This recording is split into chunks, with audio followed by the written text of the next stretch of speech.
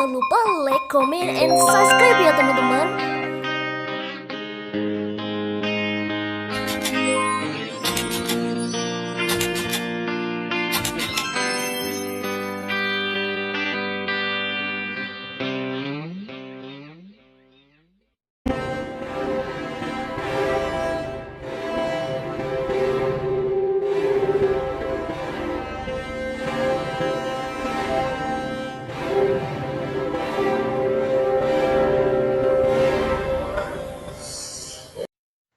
Assalamualaikum warahmatullahi wabarakatuh. Nama saya Mulia Nurhayati dari kelas 02 dari program studi pendidikan guru sekolah dasar.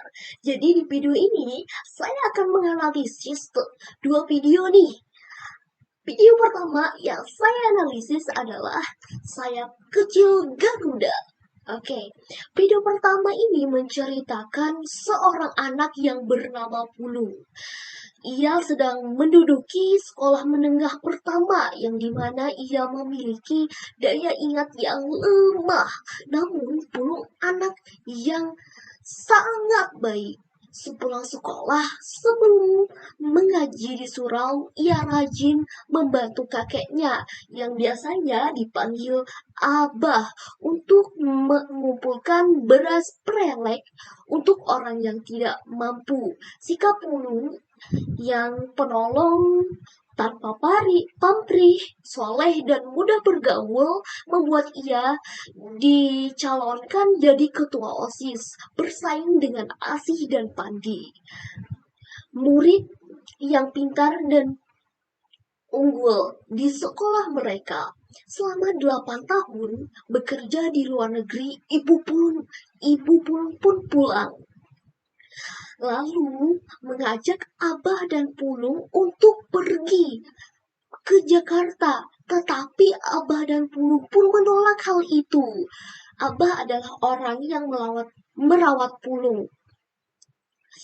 Walau daya hafal Pulung lemah dan tidak hafal dengan Pancasila, tapi ternyata Pulung dapat menerapkan dalam kehidupannya atau mengimplementasikannya. Tetapi dengan usahanya menghafal Pancasila, ia juga berhasil menghafal Pancasila tersebut. Nah, pesan moralnya apa sih? Pesan moral yang pertama yang didapat dari cerita Pulung adalah walau dia tidak hafal dengan Pancasila, tetapi bisa diterapkan dalam kehidupannya. Dan poin yang kedua dapat saya ambil adalah nilai yang suka membantu kepada orang lain. Poin yang ketiga adalah pantang menyerah. Dengan kegigihannya, dia bisa menghafal Pancasila. Jadi kalau kita berkeinginan, harus berusaha. Insya Allah dengan berdoa dan berikhtiar, hal yang kita inginkan pasti terwujud. Lantas, gimana sih implementasi atau praktik dalam kehidupan kita? Nah, sebagai mahasiswa, kita jangan hanya hafal dengan Pancasila, tetapi kita sebagai mahasiswa harus mengusahakan untuk menerapkan dalam kehidupan kita. Dan kita harus mencontoh dari sifat Pulung, yang dimana setiap ada kemauan pasti terwujud dengan berdoa dan berusaha. Serta tidak meremehkan orang lain, dan kita harus selalu sabar dan tabah dalam menghadapi masalah.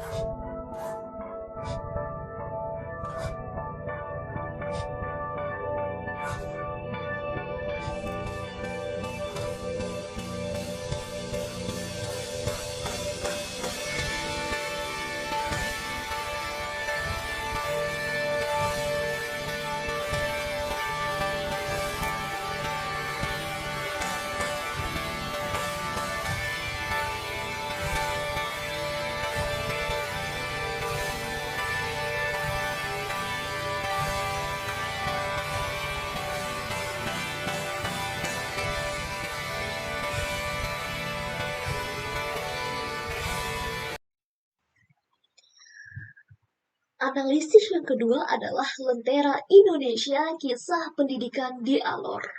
Di video kedua menceritakan tentang kisah pendidikan di Alor, di mana jauhnya sebuah pendidikan kepada generasi penerus Alor, dan hambatan ekonomi serta jauhnya akses ke pusat kota.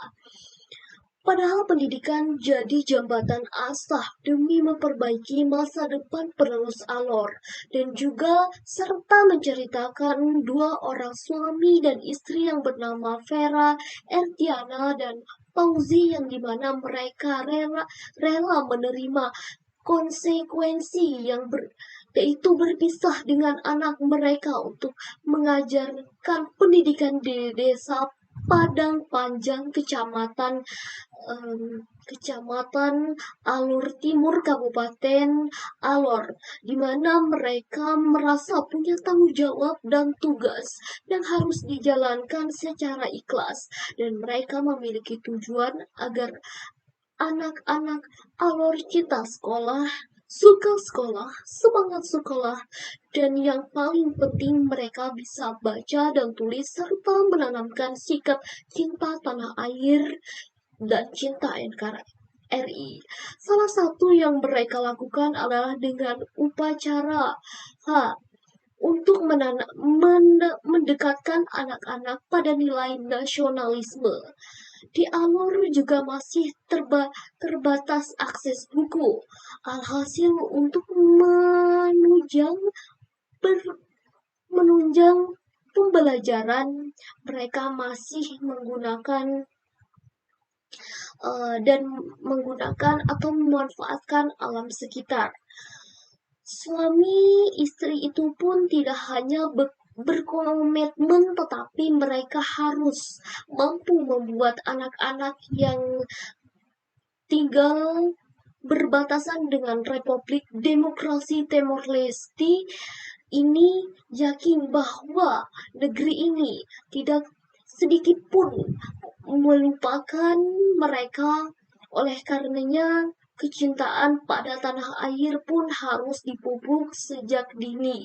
Kondisi yang dialami anak-anak Padang Panjang adalah buah dari belum meratanya pembangunan dan pendidikan di negeri kita.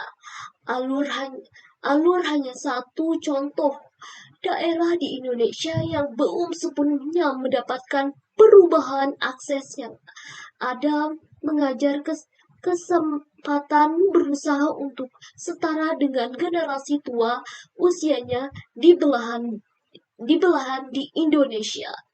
Nah, dari video ini dapat kita ambil pesan moralnya. Pesan moral yang kita petik dari video ini adalah bahwa kita harus menghargai dan menghormati guru, karena profesi guru bukanlah hal yang mudah. Banyak hal-hal dan tanggung jawab yang harus diwujudkan oleh seorang guru, dan kita harus selalu semangat dan dalam menuntut ilmu serta bersyukur karena kita diberikan fasilitas yang lumayan bagus, dan jangan jadikan alasan apapun untuk kita mengeluh dalam belajar. Implementasi atau praktek dalam kehidupan kita seperti apa sih? Ya, dengan cara semangat mengejar cita-cita dan juga semangat dalam menuntut ilmu dan belajar. Sekian video saya. Kalau ada kesalahan mohon dimaafkan. Wassalamualaikum warahmatullahi wabarakatuh.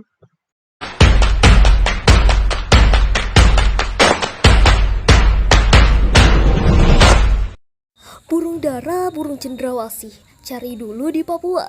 Cukup sekian, terima kasih, semoga bermanfaat untuk semua.